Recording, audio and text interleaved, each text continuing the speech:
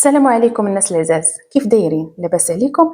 نتمنى تكونوا بخير وعلى خير ويلقاكم هذا الفيديو في اتم الصحه والعافيه. مع 3:30 ديال الصباح الباب ديال الزنزانه اللي فيها ناصر غادي يتحل وغيديوه باش ينفذوا فيه الاعدام. ملي وقفوه والقنبه فوق راسو غادي يسولوه شنو اخر امنيه عندك. نطق ناصر وقال لهم بغيت غير ربي يسمح لي. جاوبوه بلي انت دابا غادي لعندو طلب منه السماحه نيشان. ناصر ارتكب 13 جريمة قتل، كيقتل الضحايا ديالو بأبشع الطرق اللي عمرها غادي تطيح لكم على البال، والسبب اللي خلاه يرتكب هذه الجرائم هو الحب. هو الحب.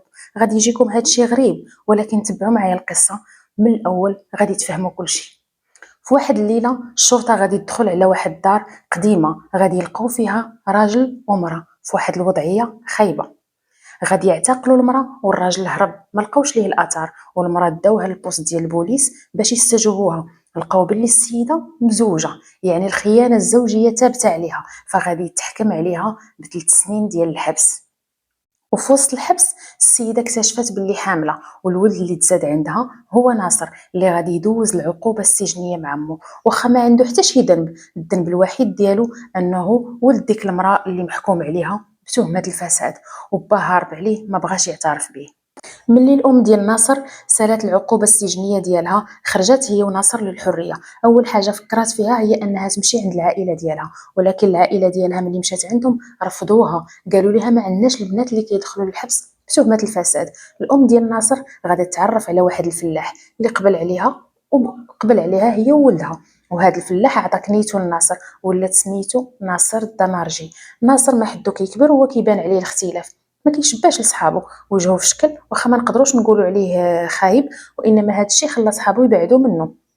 كينعتوه ديما بابشع المواصفات، كينعتوه بالوحش وبزاف د الحوايج، وحتى هو كان معاون في راسو حيت ما كينقيش حالته وما كيلبسش مزيان. هذا الشيء خلاه منبوذ بين صحابو ومعزول.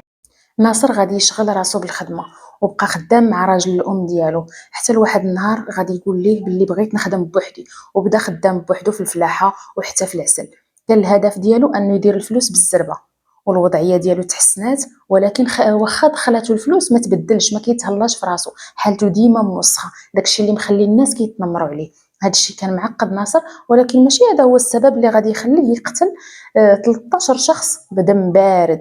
ناصر فيما كتعجبو شي بنت كيمشي يخطبها من امها، ولكن كترفضو، وحتى مو شحال من مره كانت كتمشي تخطب ليه، ولكن العائلات كانوا كيرفضوه. اول حاجه ما كانش كيتهلا في راسو، وحاجه اخرى انه عنده سوابق، يعني الناس ما كانوش كيزعموا يعطيوه بناته واخا كانوا عنده الفلوس. حتى لواحد النهار ناصر غادي يطلب من الام ديالو تخطب ليه بنت خالته، موافقات ومشات خطبتها ليه. بنت خالته غادي تقبل بناصر. هاد المره ناصر قبلاتو شي وحده ما قداتو فرحه، وبقى خدام حتى لواحد النهار مشى عند بنت خالته وقال ليها بلي غادي نمشي لفرنسا، غادي نخدم شي شويه باش نجمع شي فلوس بلي غادي نشريو بها الدار وغادي نجيو نستقروا فيها. اتفقوا باش بنت خالته تسناه وهو يمشي يخدم، وصافي ملي يجمع شويه الفلوس يجي يدخل باش يشري الدار كما تفاهموا.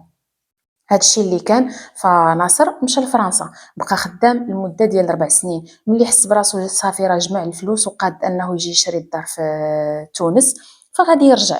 ملي رجع غادي يتصدم، لقى بنت خالته اللي تغرب على ودها تزوجات وحامله قريبه تولد. ناصر دخل في اكتئاب شهوره، ومن بعد غادي يقرر انه ينسى بنت خالته ويعيش حياته. رجع تاني ناصر، بدا تاني خدام خدام خدام، والفلوس كيتزادوا، وبدا كيجمع في الفلوس، ودوك الفلوس اللي كانوا عنده كبر بهم المشروع ديالو ديال الفلاحه وديال العسل. في الاحوال ديالو تزهرات والفلوس داخله خارجه، ولا ناصر كيحس براسو صافي ولاو عنده الفلوس. حتى لواحد النهار فغادي تعجبو واحد البنت، غادي يقرر تاني يمشي يخطبها، ولكن هاد المره الوالدين ديال البنت ما غاديش يقبلوا، غادي يقولوا ليه البنت صغيره ما نقدروش نزوجوها لك. فناصر هاد الهضره هادي ما غتعجبوش وما غتدخليش لراسو، غادي يقرر انه يخطفها ويتعدى عليها. وديك الساعه يعاود يمشي يخطبها مره اخرى من عند والديها. قال انهم اللي غادي يطيحوا في هذاك الوضع غادي يضطروا انهم يعطوها ليا باش يستروها، ولكن غادي تصدم بوالدين البنت رافضين انهم يعطوها ليه. كيتفاجئ ناصر باللي بلغوا به حتى الشرطه وجاو داوه، وغادي يتحكم عليه ب9 سنين ديال الحبس. وفي الحبس ناصر كان حاقد على عائله البنت وعلى العائله ديال بنت خالته، حيت بالنسبه ليه هاد جوج عائلات هما اللي وصلوه لهاد الحاله. ناصر ملي سال العقوبه ديالو كان في السن ديالو 40 عام، رجع تاني ملي خرج رجع للفلاحه، برد فيها كاع دوك الغدايد ديالو، وبدات تاني الاحوال الماديه ديالو كتحسن، فتحسنات بزاف. هاد المره غادي يقرر يمشي تاني يخطب واحد البنت. هاد المره العائله ديال البنت على قد الحال، بان ليهم عنده الفلوس قبلوا وعطوها ليه، ولكن الزواج ديالو بهاد السيده ما طولش، من بعد 6 شهور غادي يطلقوا حيت ما كانوش كيتفاهموا، وهذه حاجه طبيعيه. هو عنده 40 عام وهي عندها 17 سنه، كاين الفرق ديال السن، فمن الطبيعي انهم ما يكونش التواصل بيناتهم والتفاهم، فغادي يطلقوا. ناصر طلق وكمل حياته بعد الطلاق عادي. واحد النهار كان سايق الموتور ديالو راجع للفيرما، وفي الطريق تلاقى مع واحد الولد غادي يشير ليه، طلب منه يوصله معاه في الطريق. ناصر ركبوا معاه وما كانش عنده نيه خايبه، وفي الطريق ناصر قال للولد واش تبغي تخدم معايا في الفيرما ونخلصك. الولد قبل ومشى حيت كاينين الفلوس، فغادي يمشيو للفيرما وغيبداو خدامين. واحد اللحظه الولد كان طالع فوق واحد الشجره وكان لابس واحد الشورت. ناصر بان ليه الولد لابس شورت، حس بشي حاجه في شكل، فحاول يتعدى عليه. الولد بدا كيقاوم كيغوت، وناصر كيحاول يسكتو، والولد مع مخلوع فبدا كيغوت تاني بالجهد، وناصر عاد ما كيزيد يزير عليه باش يسكتو، حتى غادي يولي الولد شرويطه بين يدين ناصر. هنا ناصر كيسحب ليه بلي الولد غير سخفان، بدا حطو فوق فراشو، بدا كيرش عليه الماء باش يفيقو مده 6 سوايع وهو كيحاول يفيقو، ولكن الولد والو ما فاقش. ناصر عرف راسو باللي قتل الدري وخاف بزاف، وبدا كيفكر كيفاش يخبي الجثه. بقى كيتسنى حتى الليل باش يدفنو بلا ما يشوفو شي حد، حيت واخا الفيرما بالنهار الناس غادا جايه. ناصر من بعد ما تخلص من الجثه بقى مخلوع، داز نهار ورا نهار، داز عام على هاد القضيه. ناصر صافي تق في راسو وما بقاش خايف، كبر الداخل ديالو وحش وتصر. ناصر كيقول انا حتى حد ما قاد عليا، ولا كيحس براسو فوق القانون وحتى حد ما غادي يقدر عليه. فبدا كيفكر في الانتقام وبغى ينتقم من بنت خالته اللي كنا دوينا عليها، هي الاولى اللي رفضعته واللي كان تغرب على وديتها 4 سنين في فرنسا. فبدا كيحاول يتواصل معاها وطلب منها تطلق من راجلها ويتزوج بها. قال لها انا مازال كنبغيك وولدك هو ولدي، بغيتكم بجوج، ولكن بنت خالته كانت رافضه وديما كتصدو، وطلبات منه يبعد منها، وقالت لي بعد مني وعمرك تحلم يكون بيني وبينك شي حاجه. فناصر عاد ما زاد شعلات في قلبه النار، شعلات العافيه في قلبه، وقرر ينتقم. ولكن الانتقام ديالو ما كانش منها، قرر ينتقم منها بولدها. قال انا غنحرق قلبها كما حرقات قلبي، وغادي نعيش هذاك العذاب اللي عشته وانا محروم منها، انا غادي نحرمها من ولدها كما تحرمت انا منها.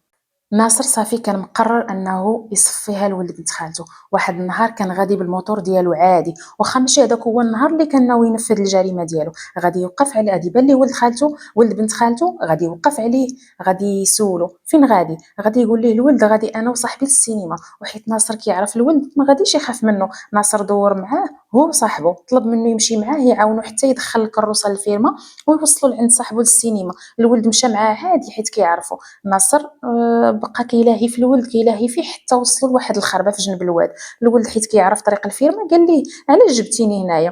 قال ليه سول امك.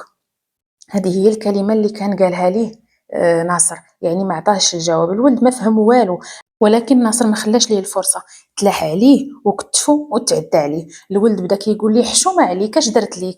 انا ما درت لك حتى شي حاجه. ناصر كانت كلمه وحده اللي في فمه، هي انه سول امك. من بعد ما سال الجريمه ديالو تخلص منه وحفر حفره وردمو فيها، ورجع يعيش حياته عادي. فالبوليس غادي يحققوا معاه بحكم انه من عائله الضحيه. قال لهم تلاقيت معاه هو وصاحبه كان غادي للسينما، ولكن ما قالش للبوليس اللي رداه معاه، وطلقوه البوليس حيت ما لقاو عليه حتى شي دليل. ولكن بنت خالته كانت مصره انه هو مول الفعله، فغادي يجيبوه تاني البوليس وغادي يعاودوا تاني يحققوا معاه، ولكن ما لقاو عليه حتى شي دليل، حيت ناصر كان ذكي دفن الضحيه ديالو في واحد الخربه داروا وسط ميكا باش ما تخرجش ريحته، ودفن فوق منه واحد جوج ديال الدجاجات باش حتى الا داز شي حد من تما وشم الريحه وقلب غادي يلقى غير دوك الدجاجات. ولكن واحد السارح كان كيدوز من تما داك النهار، داز من هذيك البلاصه غادي يشم واحد الريحه في شكل مجهده، بقى كيحفر حتى وصل للجثه. فغادي يتصل بالشرطه، جاو وعلموا والديه، والام ديالو كانت متاكده باللي ناصر هو مول الفاعله واتهماته، ولكن الشرطه عياو ما يحققوا معاه، ما لقاو عليه حتى شي دليل. فغادي يطلقوه. ناصر ملي غادي يطلقوه غادي يسكت؟ لا طبعا ما غاديش يسكت، عاد زاد ما طغى. ناصر بدا كيراقب صاحب ولد بنت خالته اللي قتل، فبدا كيتبعو في اي بلاصه. الولد بدا كيشوفو في كلشي في اي بلاصه كيدوز منها كيبان ليه ناصر. فخاف بزاف ومشى كيجري عند امو، قال لها ماما شنو كاين شنو كاين، عاود ليها القصه كامله وقال لها باللي ناصر راه بدا كيتبعني وفين ما كندور كنلقاه. فالام هنايا غادي تمشي ليه نيشان، غتمشي للقهوه اللي مولفه كتشوفو كيجلس فيها، فغادي تحيح عليه، جمعت عليه الجوقه وقالت لي اخر مره تبع ولدي، ولو وقعت لي شي حاجه فانت هو السبب، وديكلارات به. البوليس غادي يعاودوا يجيو يديوه وغادي يعاودوا يحققوا معاه، ولكن كيف العاده ناصر كان ناكر كلشي، فغادي يطلقوه لان ما كيتوفر حتى شي دليل عليه باش يشدوه. فناصر ملي غادي يخرج من عند البوليس غادي يقرر يكمل الانتقام ديالو. عقلته على البنت اللي اغتصب ودوز على وديتها 9 سنين ديال الحبس، غادي يقرر ينتقم من ديك العائله، ولكن غادي يقرر ينتقم من راجل اختها بالضبط. علاش راجل اختها؟ حيت كان متاكد باللي هو اللي حرشهم باش ما يعطيوهاش ليه، وهو السبب باش دوز 9 سنين وعوالي يصفيها ليه. ناصر واحد النهار كيف العاده كان غادي بالموطور ديالو حتى كيتلاقاه غادي على رجليه، وقف ليه ناصر قال ليه فين غادي؟ قال لي السيد غادي عند الجده ديالي. ناصر قال ليه طلع نوصلك. طلع، هما اصلا جيران ومعرفه. غادي يركب مع السيد.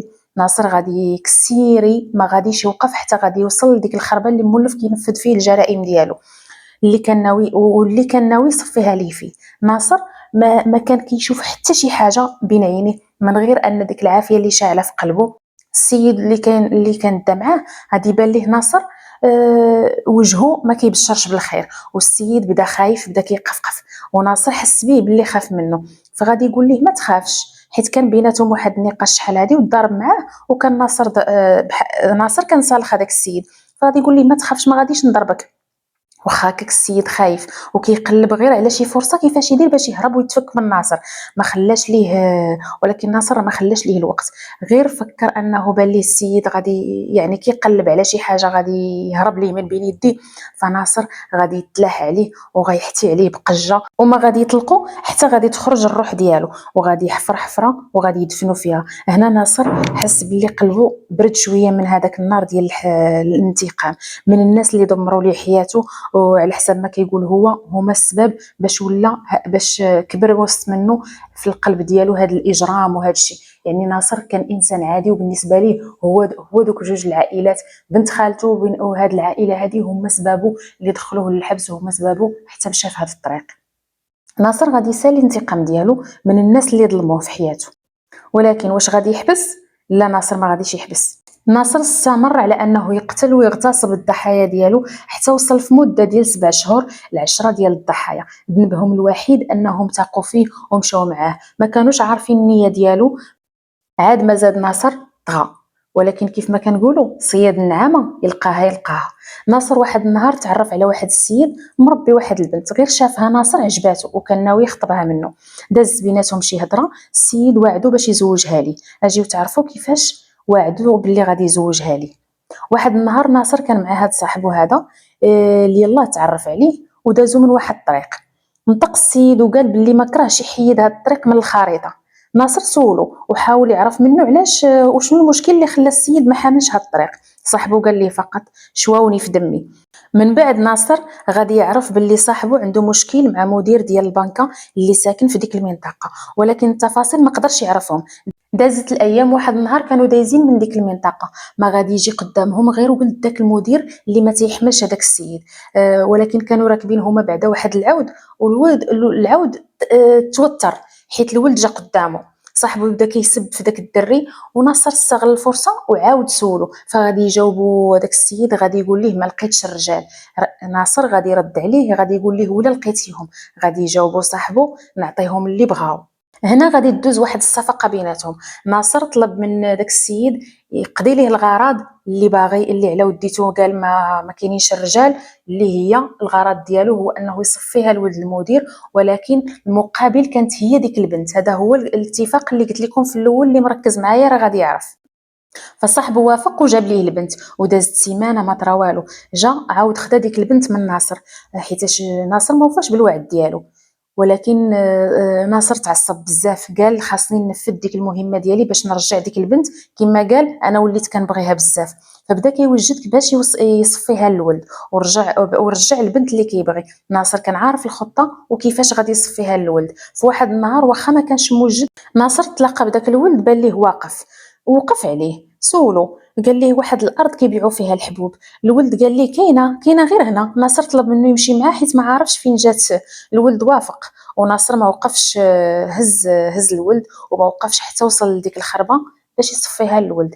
وهنايا الجريمه ديال ناصر مختلفه على كاع الجرائم. ناصر غادي ينقض على الولد وغادي يصفيها ليه بجنويه، وغادي يخليه ما غاديش يدفنو. حيت هنا المعالم ديال الجريمه بالنسبه ليه خاصها تكون باينه ومفضوحه، حيت بغى صاحبه يسيق الخبر ويرجع ليه البنت.